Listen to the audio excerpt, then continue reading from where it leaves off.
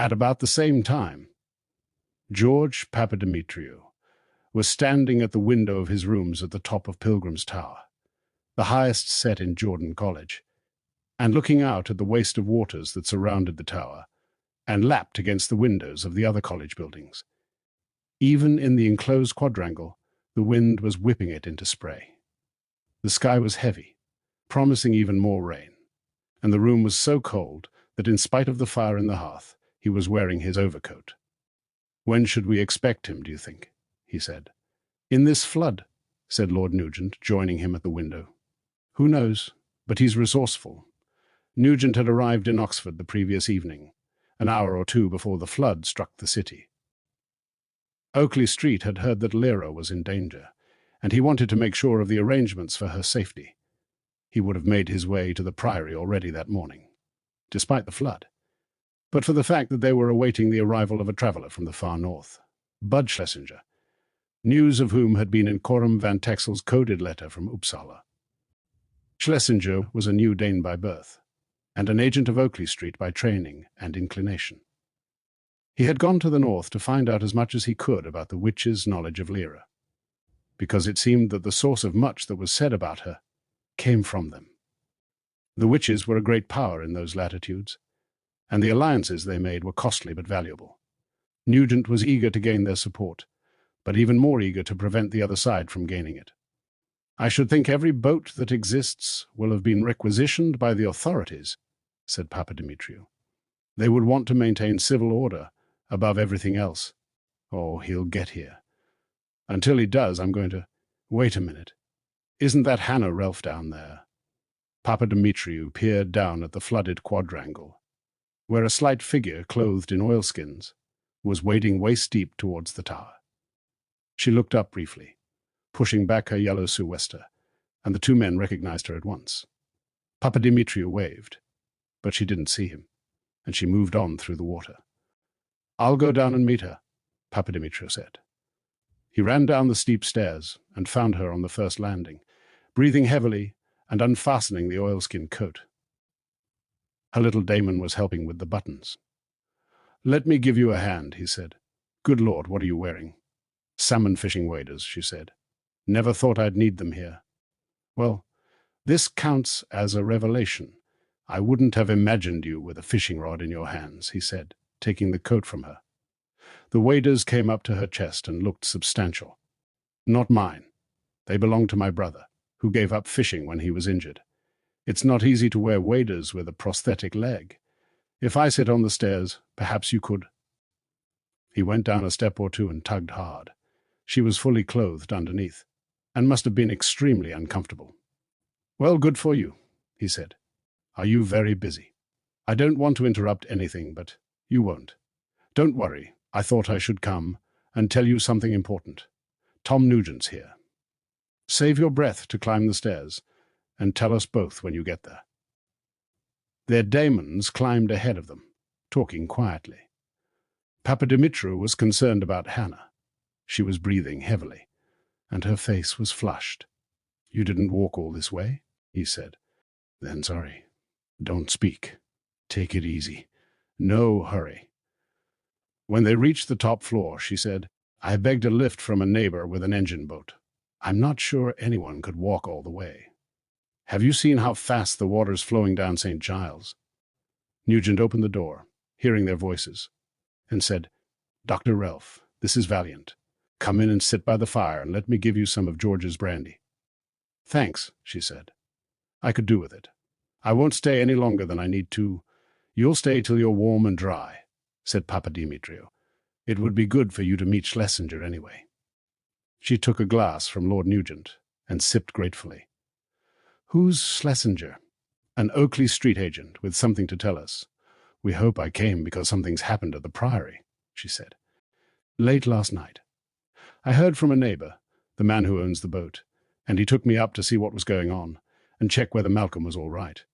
But it's all such a— To start with, the gatehouse and several other parts of the main building have fallen down. So has the bridge across to the inn. 7 of the nuns are dead, drowned, and 2 others are missing. And the child, well, she's missing too."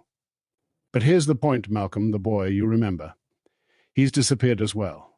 But so has his canoe, and the girl who was helping out at the priory with the baby. That's the only thing that's giving Malcolm's parents any hope.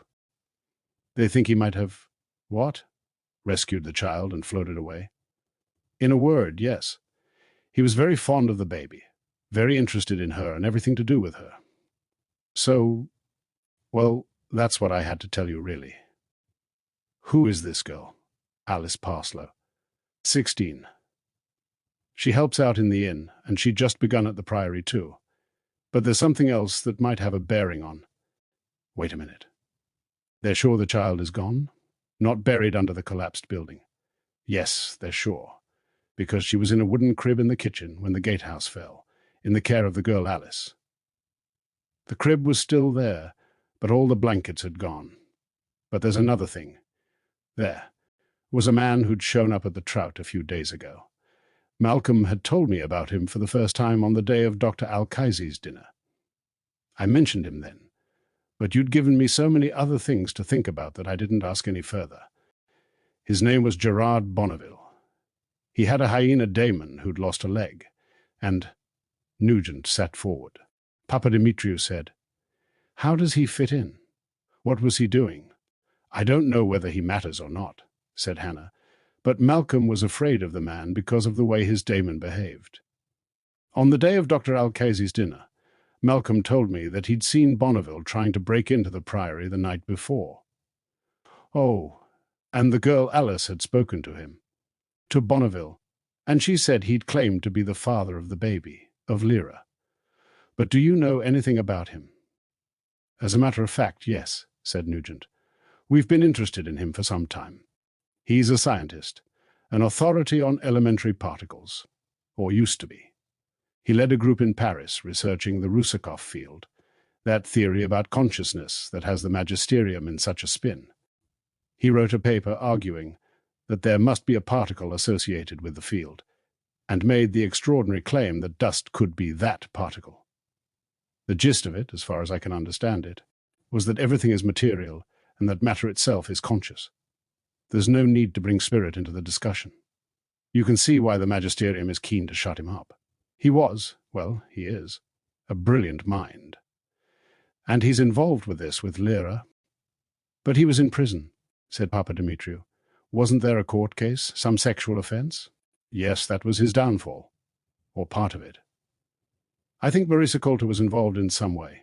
Perhaps she testified against him. We'll look up the details. And he's claiming to be Lyra's father. Hannah said, So I heard from Malcolm, who heard it from the girl Alice. And Mrs. Coulter does know Bonneville. How do you know? She came to my house. What? When? Said Nugent. She told them what had happened on that afternoon, and how Malcolm had spoken to Mrs. Coulter and deflected her questions. She clearly did know this Bonneville, but she wouldn't admit it. She wanted to know where the child was. She didn't say it was her own daughter, let alone who the father was. It was a strange conversation altogether. Isn't that someone outside? As she said that, there came a knock on the door. Papa Dimitriou opened it and warmly shook the hand of the man who came in. But you made it, he said. Well done. Nugent got up to welcome him. Schlesinger was a man of 30 or so, lean, with fair hair cut very short and a vivid alertness in his expression. His daemon was a small owl. His cold-weather clothing seemed wet through. Hello, he said, seeing Hannah. Am I interrupting something? No, I think I am, said Hannah. I'll go now. No, Dr. Relf, stay, said Nugent. This is important. Bud, Hannah is one of us. She knows what this is all about, and she's given us some valuable information. Look, you're soaked. Come near the fire. Schlesinger shook Hannah's hand and said, Good to meet you. What are you discussing? Have I missed the best part? As Schlesinger took off his outer clothing and sat down next to the fire, Nugent explained the situation, and Hannah listened with professional admiration. An A+ for that summary, she thought. Everything there and in its right relation with everything else. Not a redundant word. Clarity throughout. As Lord Nugent spoke, Papa Dimitriou made a pot of coffee. So that's where we are, said Nugent as he finished. "Now, what do you have for us?" Schlesinger sipped his coffee and said, "Plenty. First, the child. Lyra. There's no doubt she's the daughter of Coulter and Azrael. No one else involved. We'd heard rumors of some prophecy concerning the child, and we knew that the magisterium was strongly interested in her, so I went north to find out more. The witches of the Inara region had heard voices in the aurora. That's how they put it. I gather it's a metaphor. Voices that said that the child was destined to put an end to destiny. That's all. They didn't know what that meant, and I sure as hell don't either. Could be a good thing, could be bad. And the main condition is that she must do this without knowing that she's doing it. Anyway, the magisterium heard about this prophecy through their own witch contacts, and immediately set about finding the child. That was when we realized that something important was going on. And when? You began to look for somewhere to hide her. That's right, said Nugent. Go on. Now the second thing, Gerard Bonneville. I knew him a little in Paris, and I heard he'd come to the north, so I asked around quietly among the university people I knew. He'd been in prison for this sexual crime, whatever it was, and he was newly released. He'd been dismissed from his academic post, cut off from access to laboratory facilities and technical help, to libraries, to everything a scientist needs. No one would employ him. He was always a difficult guy to work with, demanding, obsessive, and that Damon was just so goddamn unpleasant. 3 legs, huh? Well, she had a full set of legs when I saw Bonneville last. I think Coram van Texel might know something about that. I saw Coram in Sweden. I guess he told you.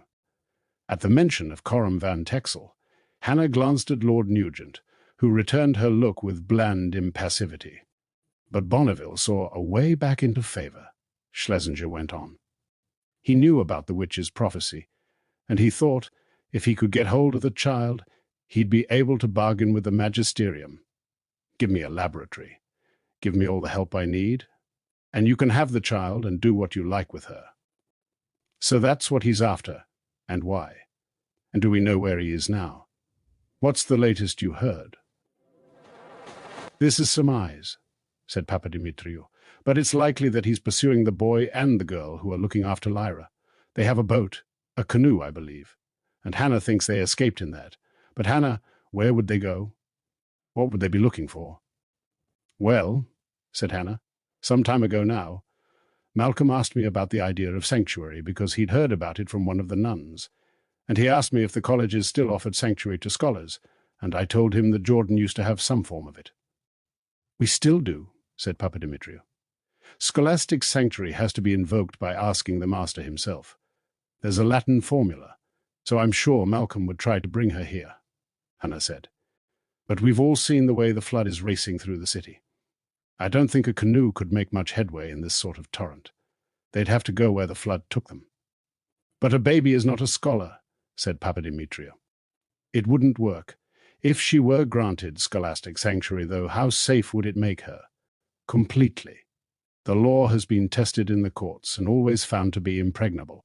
But as I say, you know, said Schlesinger, sitting forward suddenly, excited. This makes sense of something else I heard in the north. I was asking about a child. I didn't say girl on purpose, I said child. Was there a prophecy about a child?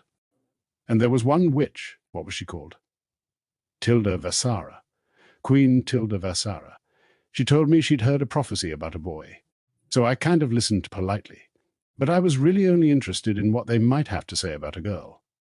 And she said the voices in the aurora had spoken about a boy who had to carry a treasure to a place of safety. Well, I had no interest in a boy, so I clean forgot it till you started talking about a place of safety. Sanctuary. Could this boy of yours be doing that? Yes, said Hannah. It's just the sort of way he'd think. He's intensely romantic. But in any case, he hasn't brought her here, said Papadimitriou. So we have to assume that if he was trying to come here, he failed, and they've been carried further downstream. What would his next idea be? Hannah found all 3 men looking at her intently, as if they thought she knew. Well, perhaps she did. Lord Asriel, she said. That night when Lord Asriel came to the priory and saw the baby, and Malcolm lent him his canoe, it made a great impression on him. Malcolm would think that Asriel represented safety for Lyra. I think he'd try and take her to him. Would he know where to find him? Said Papadimitriou. I don't know. I suppose London, but no, I have no idea. Anyway, said Schlesinger, I saw Asriel briefly last night in Chelsea. He's just about to set off for the north again. Even if your Malcolm does get there, Asriel might be gone. Unless the flood holds him up, said Nugent, standing. He looked suddenly younger, energized, full of purpose. Well, everything's clarified. We know what we have to do. We have to set off on the flood and find them before Bonneville does. Bud, how did you travel here? I hired a fast powerboat. I guess the owner's still around. He said he's going to try and pick up some work in Oxford. Find him and set off, said Nugent. George, you know the Egyptians. Use your contacts. Find a couple of boats for yourself and for me.